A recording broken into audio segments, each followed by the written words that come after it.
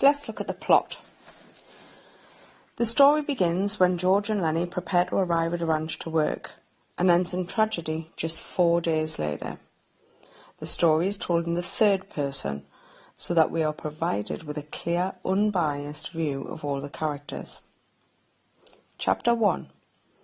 George and Lenny camp in the brush by a pool, the night before starting new jobs as ranch hands. George finds Lenny stroking a dead mouse in his pocket. He complains that caring for Lenny prevents him from living a freer life. We find out that Lenny's innocent petting of a girl's dress led them to losing their last jobs in weed.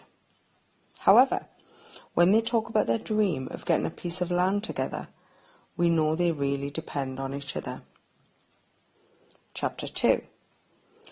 When they arrive at the ranch in the morning, George and Lenny are shown around by old Candy. They meet their boss, and later his son Curly. George is suspicious of Curly's manner and warns Lenny to stay away from him.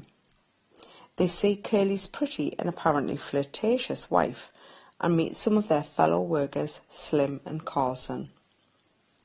Chapter 3.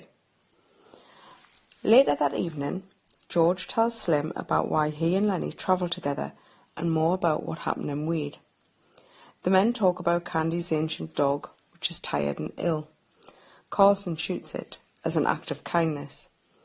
George tells Candy about their dream of getting a piece of land, and Candy eagerly offers to join them.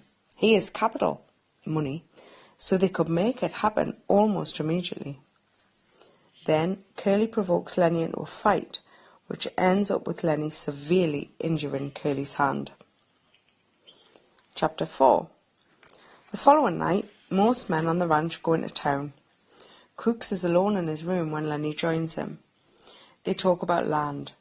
Crooks is sceptical, not believing that George and Lenny are going to do what so many other men he's known have failed to do and get land of their own. Yet when Candy happens to come in as well, Crooks is convinced and asks to be in on it too. Curly's wife arrives.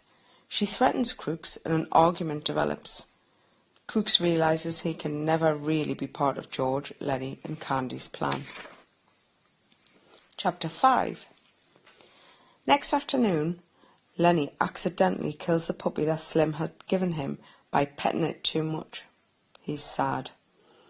Curly's wife finds him and starts talking very openly about her feelings. She invites Lenny to stroke her soft hair, but he does it so strongly she panics and he ends up killing her too. He runs away to hide, as George had told him. Candy finds the body and tells George. They tell the other men. Curly wants revenge. Chapter 6. Lenny hides in the brush by the pool. He dreams of his Aunt Clara and the rabbits he will tend when he and George get their land. George finds Lenny and talks reassuringly to him about the little place that they will have together, then shoots him with Carlson's gun. When the other man finds George, they assume he shot Lenny in self-defence. Only Slim understands what George did and why.